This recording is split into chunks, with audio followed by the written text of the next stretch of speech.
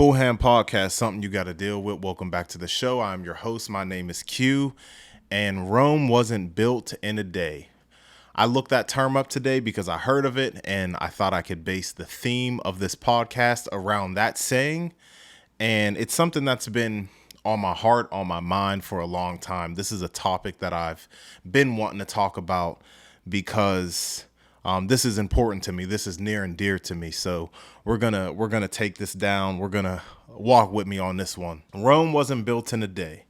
Now, when I looked that up, just to sum things up, it's by an English playwright, John Haywood, but it's a reminder of the fact that it requires time and patience to create something big and great. Have you ever been on maybe social media and you see somebody around your age and they have something, let's just say, I'm going to just use myself as an example. Now, I'm an adult, I'm in my 20s, and a lot of people around my age, maybe a little younger, maybe, around my age, I see them posting, car keys, right? And it's like, just closed on a house, so on and so forth, just closed. And I may think like, oh man, like I'm not there. What's wrong with me where, my wife and I are not closing on a house? What's up with that? And you find yourself comparing and contrasting yourself from others. And while it's not bad to compare in a certain aspect, you don't want to have an imbalance of things. And I'm going to talk about that a lot. Mind state and having a balanced way of thinking. And I'm going to just keep it clean. Like, I'm going to keep it real all the way. I am somebody who is not balanced when it comes to mindset and certain things like that. And I'll tell you why. Like, it's something that I have to work on a lot. I am prone to being pessimistic, right? I'm prone to thinking bad about myself or lacking confidence for one reason or another. And something that I also say, and this isn't all about social media, but I'm going to throw this in because I feel like social media plays a big part in the way people look at themselves. A lot of times, and I say this kind of like in a joking way, but there's some truth to every joke. I'll say like social media is the devil. And I'll say that because of how beneficial it is in society. You can make connections. You can keep up with people who you maybe lost connection with, you know what I'm saying? People from school, woo-woo. But at the same time, there's a lot of negativity on social media. And also, like I said, making those comparisons or imbalanced comparisons to other people, especially those you don't know. When you don't know the full story of somebody, you can get caught up. Like, social media has everybody thinking you should be a millionaire in your 20s. Social media has people thinking your body should look a certain way, or you have to look this way. You have to wear these type of clothes. I keep it a buck. Like, I used to be into fashion a little bit when I was a little bit younger, in my early 20s. But like, y'all ain't never heard of no Amiri. Y'all ain't never heard of no, like, what is Chrome Hearts. But everybody, now if you want to be young, hip, and cool, I know those words are outdated.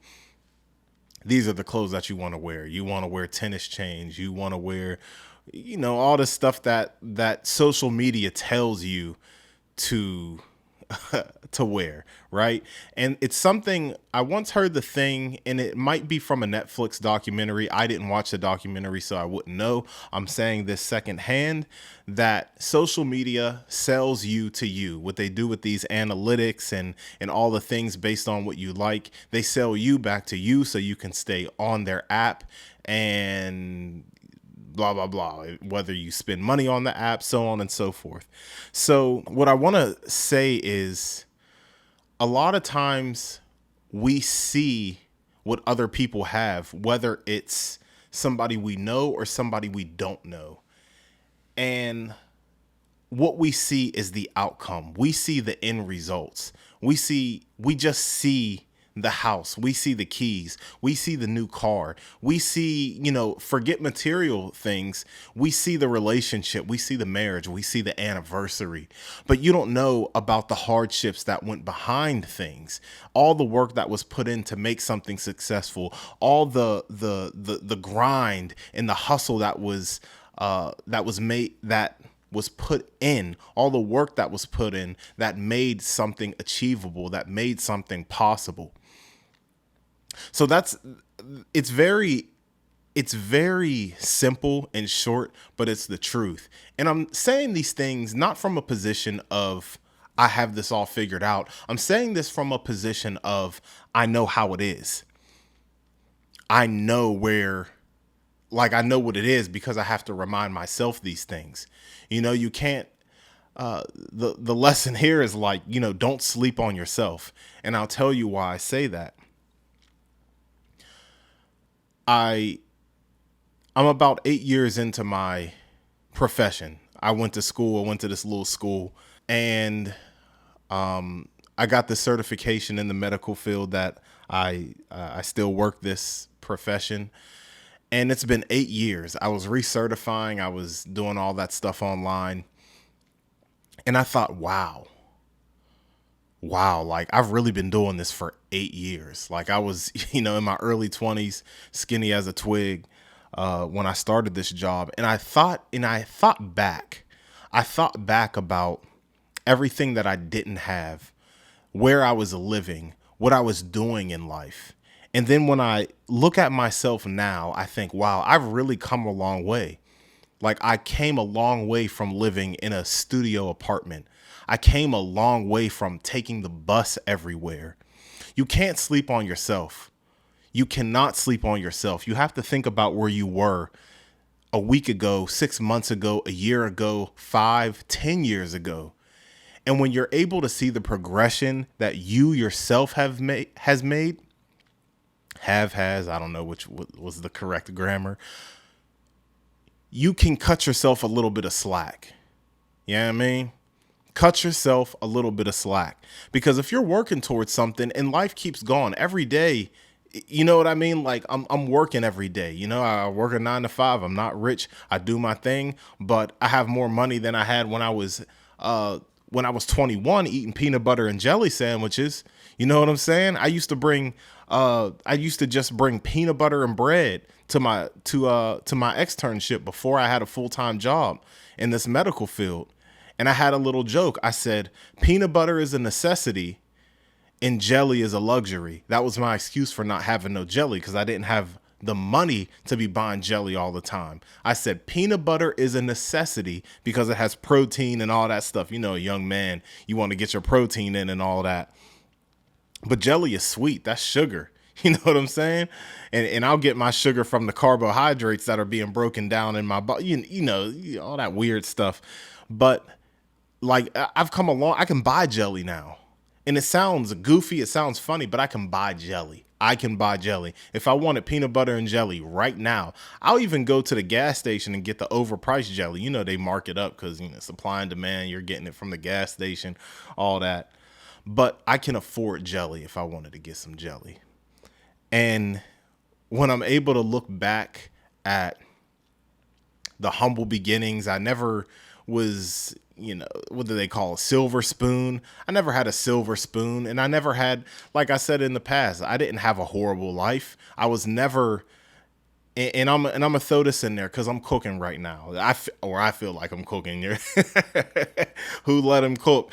But one thing about my childhood, I like to say, no matter how hard it was or whatever hardships that we faced as a family, I didn't have a bad childhood. And this is my criteria for not having a bad childhood. I was not abused in any way. I'm not going to get specific, but there are people in this world who have been abused as youngsters, whether it's physically, emotionally, and unfortunately, the harsh reality of sexual abuse. I am fortunate to say that none of those things have happened. And I'm not saying that as in a bragging way, but no matter how hard things were during my childhood, there are far worse things that can happen in your youth. So I humble beginnings, but at the same time, things weren't horrible. You hear this a lot, but like nothing was handed to me. Even when I feel like something came too easy, when I look at it, no, like I worked for it. I worked for it. And you have to take pride in that. Do not sleep on yourself, because there was a time when I was taking the bus, to work, when I was taking the bus to my school that I went to, while I was trying to, get into the professional field that I'm in now. I had a saying. I used to say, whenever I would see cars passing me by, I used to say, wheels are faster than feet, because I had to plan in advance so much just to get to one destination, just to get to a place that was a 35-minute car ride away. Because I had to take the bus, that was an hour and a half, 2-hour trip using public transportation. But I have a car now. And do I have, I keep it 100 with y'all. I drive a 2011 car, a 2011 model car. And I bought that joint with 13,000 miles used from the dealership. 13,000 miles, and I don't regret it. I do not regret it. Do I wish my car had the bells and whistles on it? People got these backup cameras. My joint don't got Bluetooth. They got the sensors on the side windows, for your blind spot and stuff like that. I absolutely wish I had that stuff, because it does make driving a little bit easier. You ever whipped a rental and you got all the bells and whistles and all that extra stuff. It's nice. But at the end of the day, who am I to get down on myself? And I ain't no bum.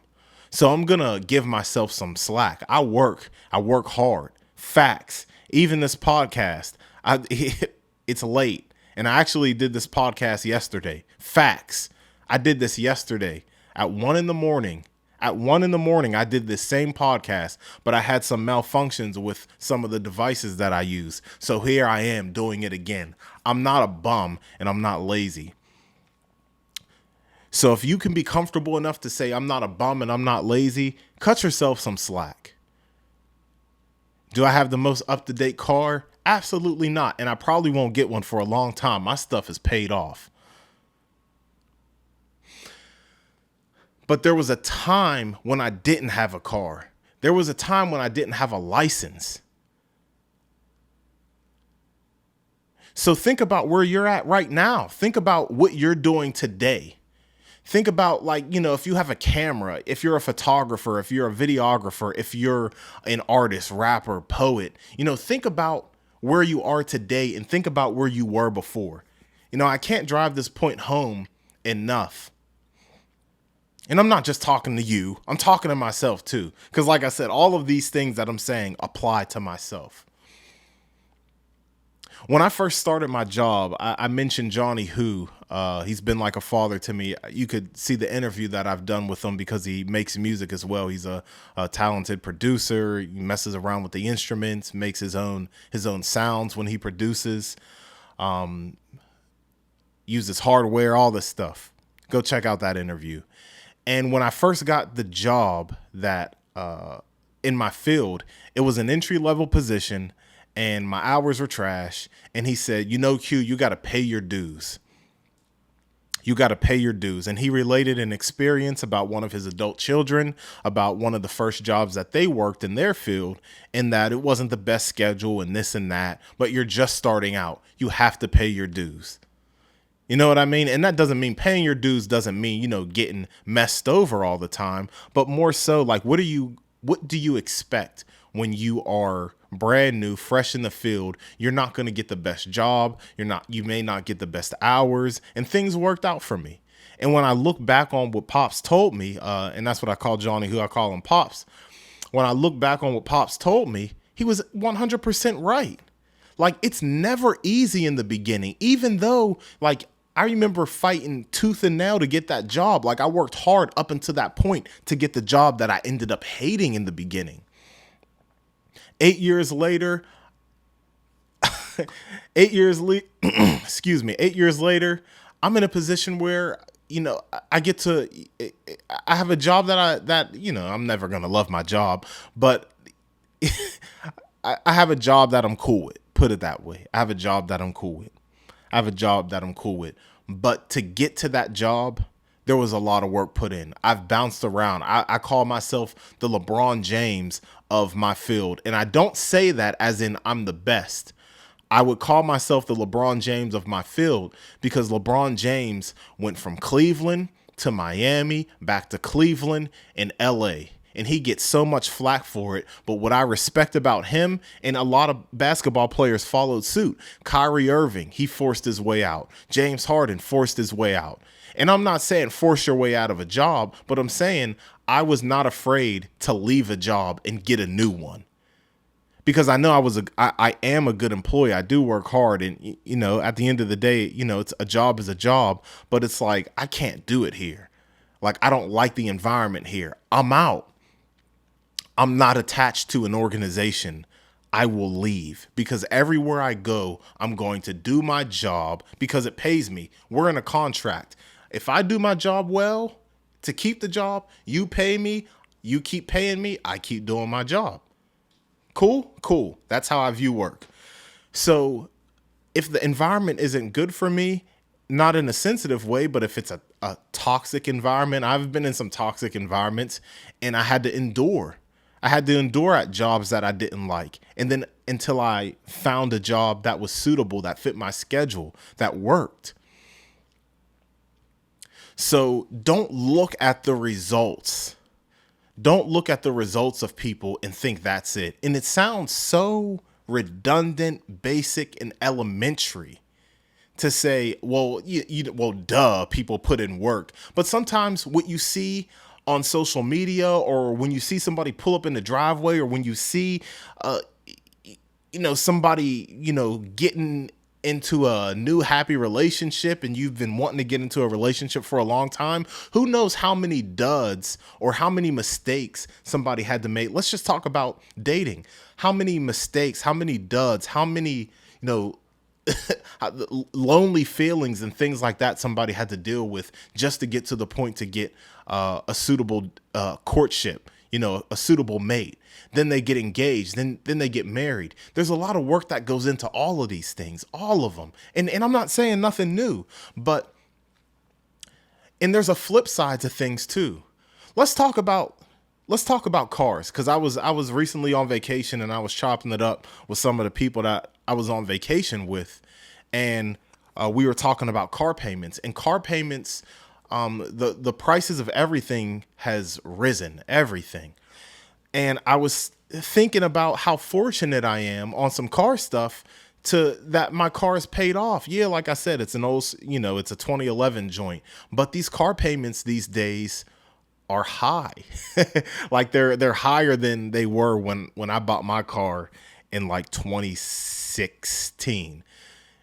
And that's something that you have to be thankful for. Really be thankful for what you have and where you were at. Be thankful for what you have and where you are at. Be thankful for what you have and where you are at. Do not get too down on yourself. Do not get too down on yourself. Do not get too down on yourself. Keep going, and keep going. So I guess that's the point that I wanted to drive home, was to not sleep on yourself and look at the bigger picture. Really look at the bigger picture. And sometimes it can be difficult to do so. I want to shout out all the creators that I talk to. And this is in part why I do the Qool Hand Podcast, why I interview people, because I like to give the ones who are listening, and it benefits me as well, by the way. Like, that's why I interview the people I interview, because I want to learn the story behind people's art, people's passion, what it took to get there. And one question that I often like to ask is, what was the most challenging part in making this? What was the least favorite point, your high point, and your low point? What's your favorite part of doing this and your least favorite part? So people know that it ain't all sweet. Since I've started doing this podcast, I've interviewed musicians, artists. I've interviewed people who can code and things like that. Graphic designers, photographers, the clothing designers. Like, people are out here making clothes. We talked about the Castier joint where, you're getting samples and stuff like that. We see the output. Don't forget about the input. Don't forget about the work that's put into it. I respect it. I love it. I was about to say I love you. I guess I love you as like a human being, but I don't know you personally, so don't really, no offense. But that's it. Just keep going. Don't sleep on yourself. You're going to get there. I'm going to get there too. I'm right there with you. And I guess that's it. Qool Hand Podcast, something you got to deal with. Easy.